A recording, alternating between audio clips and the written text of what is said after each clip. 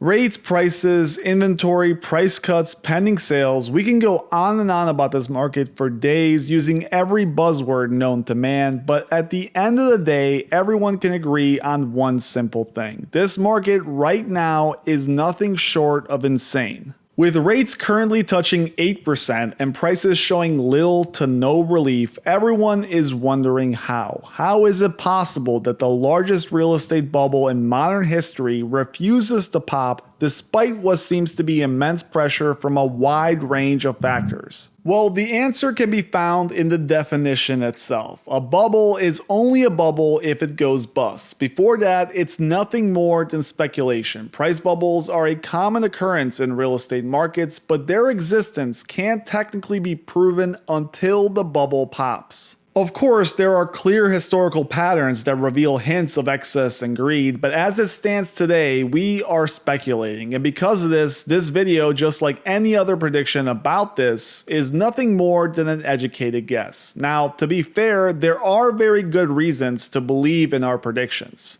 Although we are speculating, there are clear signs that something just isn't right about this market, and what will follow will be a disaster. You see, even in the last clear bubble we had, 2008, the same exact arguments unfolded. People knew in the back of their head that this sort of price growth is too good to be true, but just like today, the clear signs were ignored, often dismissed by saying things like, "This time it's different." Robert Shiller, who is arguably the world's most respected housing researcher, predicted that the housing market was overvalued in March of 2000. His book, Irrational Exuberance, touched on these issues, and despite the fact that he would eventually be right, his view on housing wouldn't come to fruition until 7 years later. From the moment the book was published, home prices would actually rise 81% before they began their trajectory downwards. In these 7 years, Robert couldn't be more wrong, but eventually the existence of the bubble was proved once it finally blew up.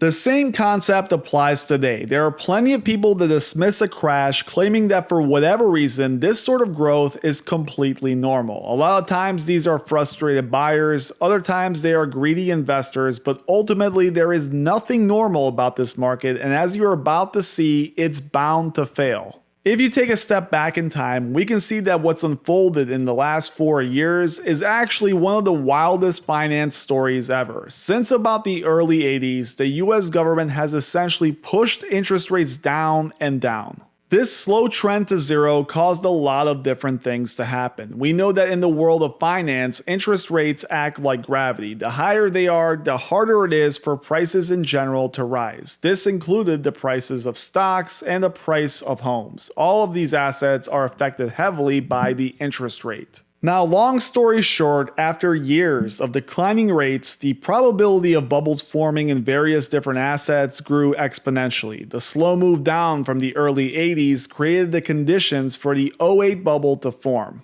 Now here's where it gets interesting. After the bubble was exposed, nearly destroying the entire worldwide financial system, the government did what it had to do. It further suppressed rates in order to grow the economy out of this ruin. So instead of going back to a normal rate, we pushed rates down to historical lows. In fact, according to research by the Bank of America, rates around the fall of 2020 were pushed down so much they fell to a 5,000-year low. You heard that correctly. Researchers looked at rates throughout history and found that this period here had the lowest interest rate since the start of civilization. Of course, this juicing of the economy had further effects, and just like '08, a new bubble began to form in housing. Prices exploded once again and are now pushing into unknown territory just as things are starting to get interesting. You see, following the events of 2020, the Fed finally ran into the problem they feared for decades: inflation. After printing trillions of dollars to save the economy in 2020, inflation finally began showing up in the economy following a 30-year absence. This forced Powell to move rates up higher in order to suppress the growing threat of inflation, and by doing so, he started the unfortunate process of cornering himself.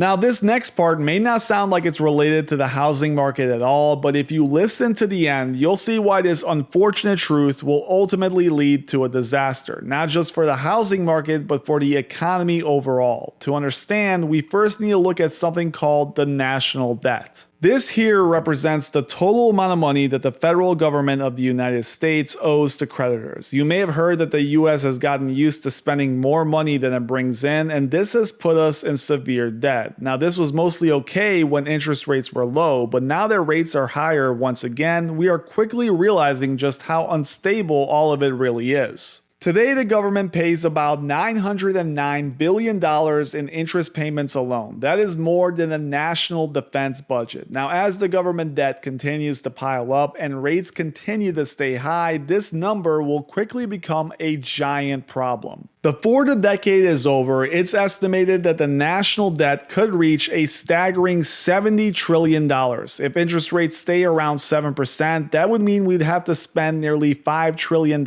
each year just to pay the interest on that debt. To put that into perspective, this is about 20% more than the total amount of tax revenue the government currently collects in a year. This situation would mean that all the money the US collects in taxes wouldn't be enough to cover the interest on the debt, let alone the other important government expenses. So what could prevent this dire situation? Unfortunately, the most likely way to deal with it would be a crisis. That means waiting until things get so bad that the government has no choice but to take drastic measures to address the debt problem. And really, in theory, they have only two ways of dealing with this growing issue. The first choice is the worst. One is to default. This option is both unacceptable and far-fetched. Sure, there have been many cases of countries defaulting in the last 100 years, but none held the reserve currency. The US is simply too important to default for obvious reasons. The fallout would wreak havoc on the worldwide financial system. Even if we were able to absorb the economic damage, this option would erode the trust in the US government's ability to meet its financial obligations. With the dollar as the world's reserve currency and most countries keeping vast swaths of dollars in their foreign currency reserves, this option would kill the dollar. But there is an alternative. You see, because the dollar is the world's reserve currency, the US is in a privileged position. Unlike other countries, we here print bonds in our own currency, which essentially eliminates the possibility of a default. If you buy a bond from the government, you pay them in US dollars. Now, to pay you back, the US government gives you also US dollars. Now, what this means is really simple. The government can just print the money they need to pay you back. Now, of course, you are left with the problem of inflation, which is what you're risking when you do this. But the government will choose inflation over default every single time. They would much rather erode your purchasing power than lose the keys to the world via having the reserve currency.